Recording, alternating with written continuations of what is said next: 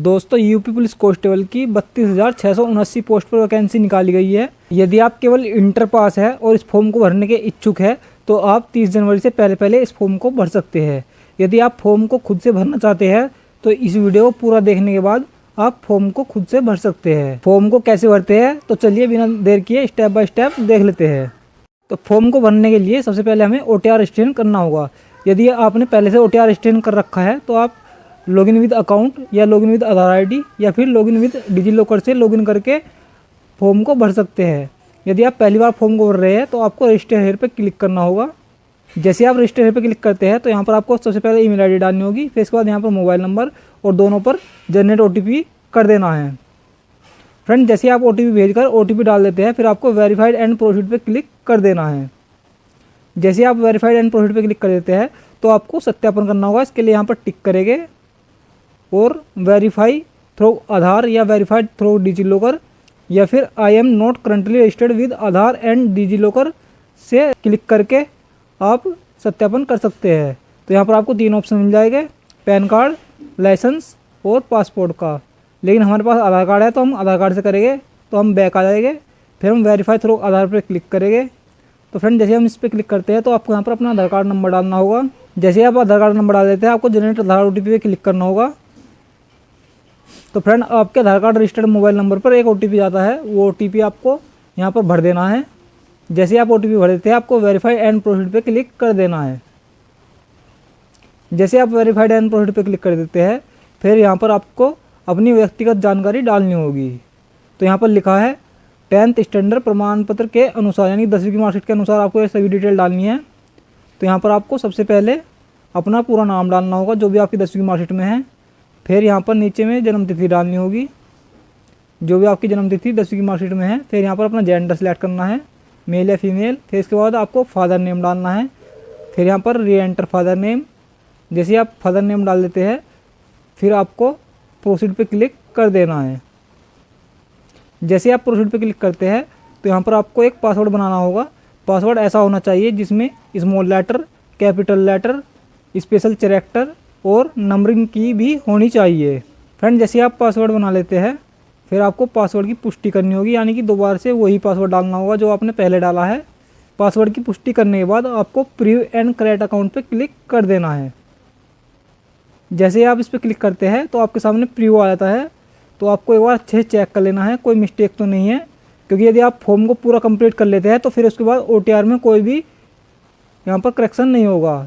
फिर इसके बाद हम क्रिएट एन अकाउंट पे क्लिक कर देंगे और प्रोसीड पे क्लिक कर देंगे। जैसे हम प्रोसीड पे क्लिक कर देते हैं तो यहाँ पर लिखा आता है उपयोगकर्ता सफलतापूर्वक बनाया गया। फिर इसको यहाँ से कट कर देंगे। फ्रेंड कट करने के बाद आप login with account, login with Aadhaar ID और लॉगिन विद डिजी लॉकर किसी एक अकाउंट से यहाँ पर लॉगिन कर सकते हैं। तो हम यहाँ पर लॉगिन विद अकाउंट से लॉगिन करेंगे। फ्रेंड लॉगिन करने के लिए यहाँ पर अपना मोबाइल नंबर डालेंगे। मोबाइल नंबर डालने के बाद यहाँ पर पासवर्ड डालेंगे और सिंपली लॉगिन पे क्लिक कर देंगे। जैसे हम लॉगिन पे क्लिक कर देते हैं यहाँ पर 2 फैक्टर ऑथेंटिकेशन देना होता है। तो आप ईमेल ID या फिर फ़ोन नंबर किसी एक पर OTP भेजकर दे सकते हैं। तो हम यहाँ पर फ़ोन पर OTP भेजकर ऑथेंटिकेशन करेंगे। एंड OTP भेजने के बाद यहाँ पर OTP डाल लेंगे और लॉगिन पे क्लिक कर देंगे। जैसे हम इस पर क्लिक करते हैं तो आपको यहाँ पर जो भी ऑनलाइन में एप्लीकेशन चल रही होगी वो सभी यहाँ पर शो कर देगा। तो ये देखिए जो भी यहाँ पर फॉर्म चल रहे हैं, अभी फिलहाल में 4 फॉर्म चल रहे हैं तो ये यहाँ पर सभी शो कर रहा है। लेकिन हमें यूपी पुलिस कांस्टेबल का फॉर्म भरना है तो इसलिए हम यहाँ पर टिक करेंगे और टिक करने के बाद अप्लाई पे क्लिक कर देंगे। फ्रेंड जैसे ही आप अप्लाई पे क्लिक कर देते हैं तो जो भी आपके OTR में रजिस्ट्रेशन डिटेल है वो सभी यहाँ पर आ जाएगी। इसके बाद आपको सिंपली यहाँ पर माता का नाम डालना है। फिर इसके बाद यहाँ पर अपनी वैवाहिक स्थिति डालनी है, मैरिड या फिर अनमैरिड। फ्रेंड वैवाहिक स्थिति डालने के बाद आपको यहाँ पर अपने मूल निवास का विवरण डाल देना है। तो यहाँ से आप सिलेक्ट कर लेंगे। यदि आप उत्तर प्रदेश के मूल निवासी है तो आपको येस कर देना है। यदि आप अदर स्टेट से फॉर्म को भर रहे हैं तो आपको यहाँ पर नो कर देना है। तो हम उत्तर प्रदेश के मूल निवासी है इसलिए हम यहाँ पर येस कर देंगे। फ्रेंड येस करने के बाद आपको यहाँ पर मूल निवास जारी करने वाले ज़िले का नाम डालना है, यानी कि जिस भी ज़िले से आप यहाँ पर रहते हैं वो ज़िला आपको यहाँ पर सिलेक्ट कर लेना है। फ्रेंड ज़िला सेलेक्ट करने के बाद मूल निवास जारी करने वाले उत्तर प्रदेश प्राधिकारी का नाम, तो वो नाम आपको यहाँ पर सिलेक्ट कर लेना है। तो हमारे यहाँ पर SDM साहब मूल निवास को जारी करते हैं तो इसलिए हम यहाँ पर SDM सिलेक्ट कर लेंगे।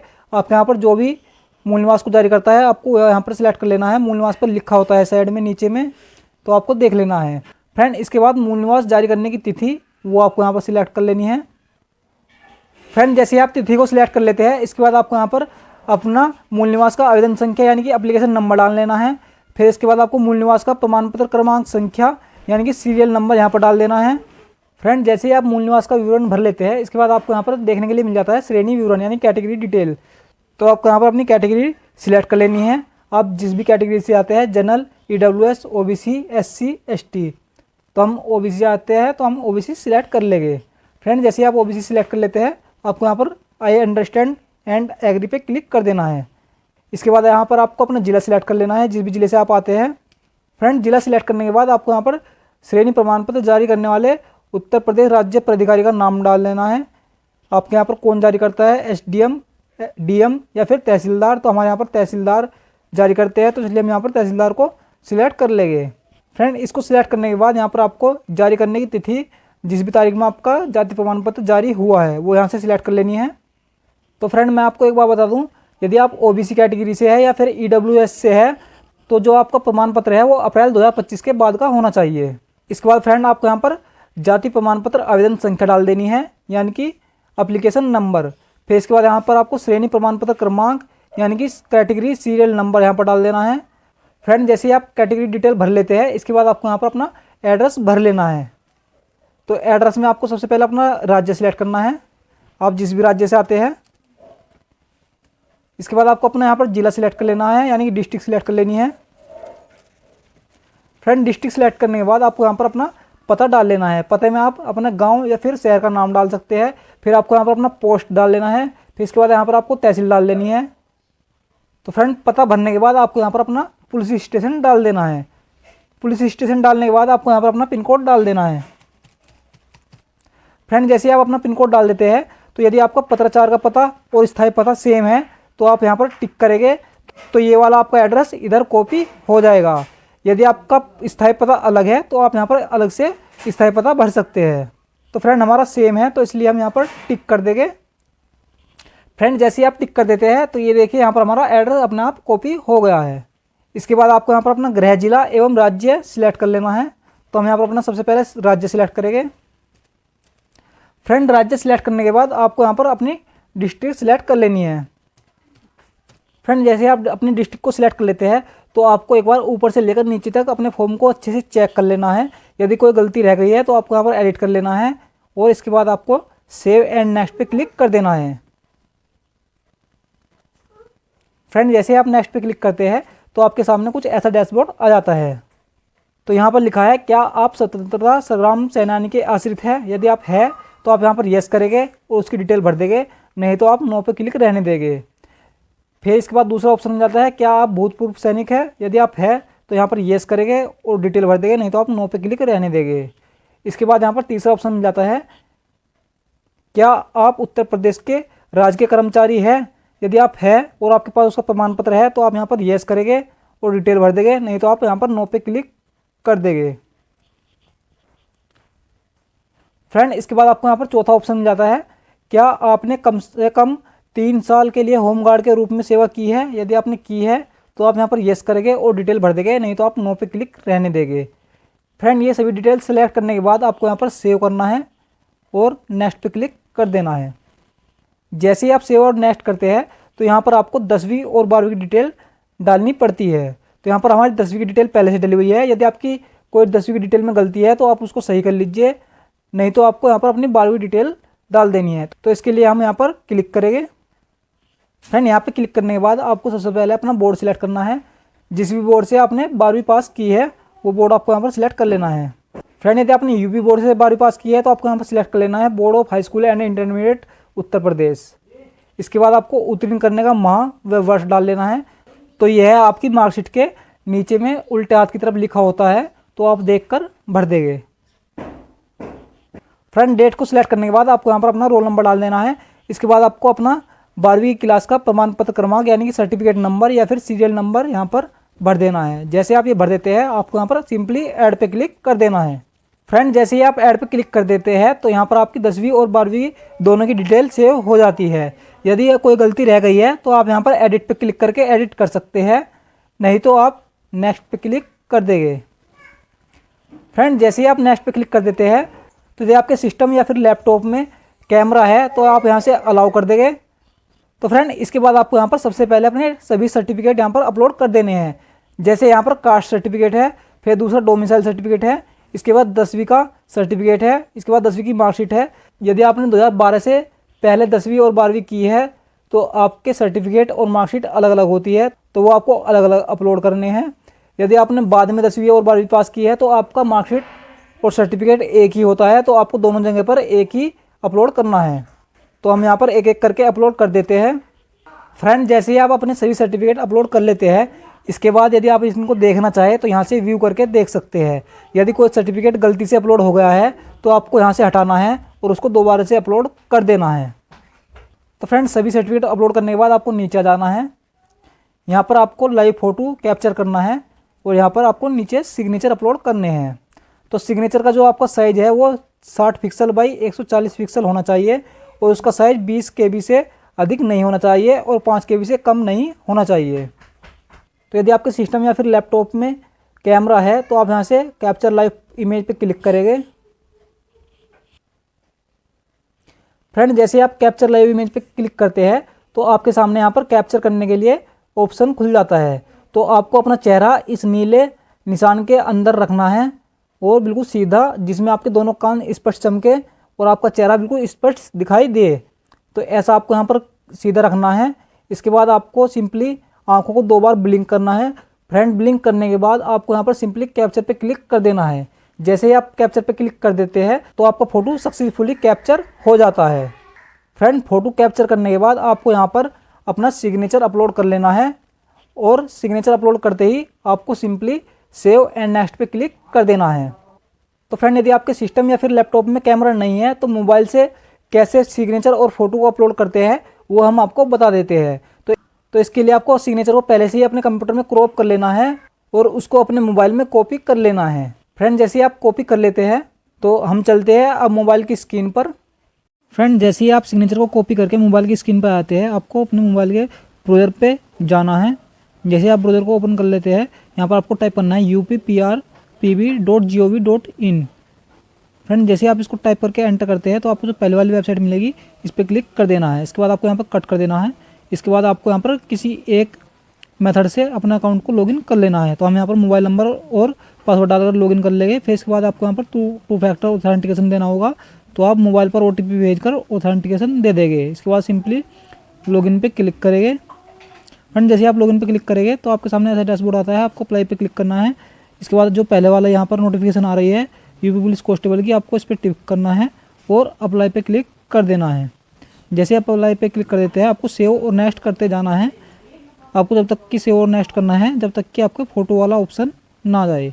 फ्रेंड जैसे आपका फ़ोटो और सिग्नेचर वाला ऑप्शन आ जाता है तो आपको यहाँ पर सबसे पहले अपना सिग्नेचर अपलोड कर लेना है, क्योंकि सिग्नेचर में कभी कभी प्रॉब्लम आ जाती है, तो इसलिए हम यहाँ पर सिग्नेचर को अपलोड करेंगे। तो इसके लिए हम ब्राउज़र सिग्नेचर वाले ऑप्शन पर क्लिक करते हैं। जैसे ही हम ब्राउज़र पर क्लिक करते हैं तो यहाँ पर आपने जो सिग्नेचर कॉपी किया था वो आपको सिलेक्ट कर लेना है। इसके बाद आपको यहाँ पर राइट पे क्लिक कर देना है। जैसे आप राइट पे क्लिक कर देते हैं, देखिए आपका सिग्नेचर यहाँ पर सक्सेसफुली अपलोड हो जाता है। इसके बाद यहाँ पर आपको कैप्चर इमेज वाले ऑप्शन पे क्लिक करना है। जैसे आप इस पर क्लिक करते हैं तो आपका कैमरा ओपन हो जाता है। फिर यहाँ पर आपको नीले गहरे में अपना चेहरा सीधा और स्पष्ट, जिसमें आपके दोनों कान बराबर दिखाई दे, ऐसी स्थिति लानी है। जैसे आप ऐसी स्थिति ला देते हैं आपको 2 बार आंखों को ब्लिंक करना है और कैप्चर पे क्लिक कर देना है। फ्रेंड जैसे आप कैप्चर पे क्लिक कर देते हैं तो आपके सामने क्या ऐसा नोटिस आ जाता है, आपको प्रोसीड पे क्लिक कर देना है। तो फ्रेंड आपका फ़ोटो और सिग्नेचर दोनों अपलोड हो जाते हैं। इसके बाद आपको यहाँ पर सेव और नेक्स्ट कर देना है। ये आप सेव और नेक्स्ट कर देते हैं, आपको वापसी से कंप्यूटर की स्क्रीन पर आ जाना है। जैसे आप कंप्यूटर की स्क्रीन पर आ जाते हैं तो ये देखिए आपको यहाँ पर फ़ोटो और सिग्नेचर अपलोड पहले से ही मिल जाता है। फिर इसके बाद आपको सिंपली सेव और नेक्स्ट पे क्लिक करना है। तो यहाँ पर आपको सबसे पहले अपना पोस्ट प्रेफरेंस देना होगा। तो यहाँ से आप पहले नंबर पर कौन से रखना चाहते हैं, दूसरे नंबर पर कौन से रखना चाहते हैं, सभी पोस्ट को एक एक कर सिलेक्ट कर लेंगे। फ्रेंड जब सभी सिलेक्ट आप कर लेते हैं तो आप यहाँ पर ऊपर नीचे भी इनको कर सकते हैं।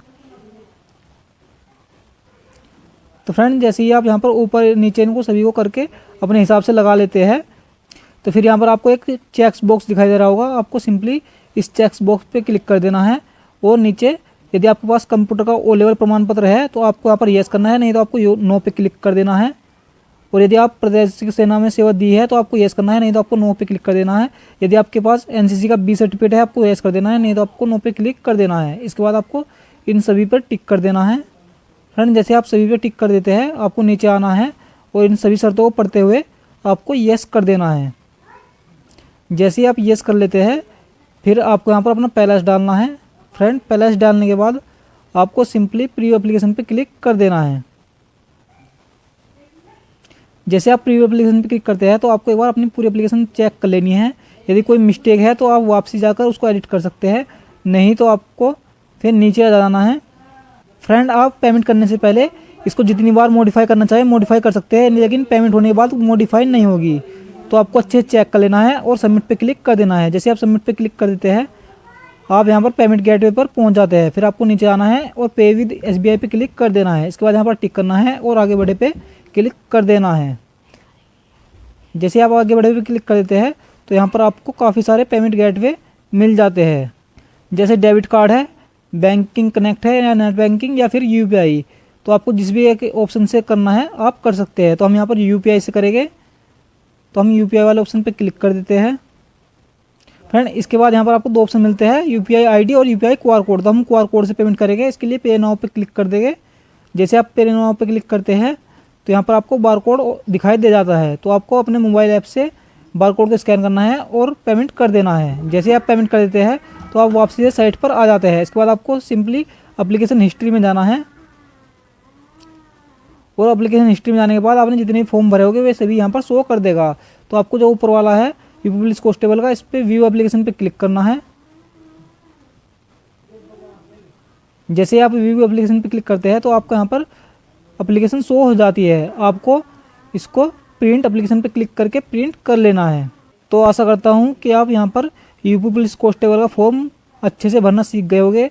यदि आपको अभी भी कोई प्रॉब्लम आती है तो आप कमेंट में लिखकर पूछ सकते हैं। यदि आपको जानकारी अच्छी लगी है तो वीडियो को लाइक कीजिए, ज़्यादा से ज़्यादा शेयर कीजिए और चैनल को सब्सक्राइब जरूर से कर लीजिए। जय हिंद, जय भारत।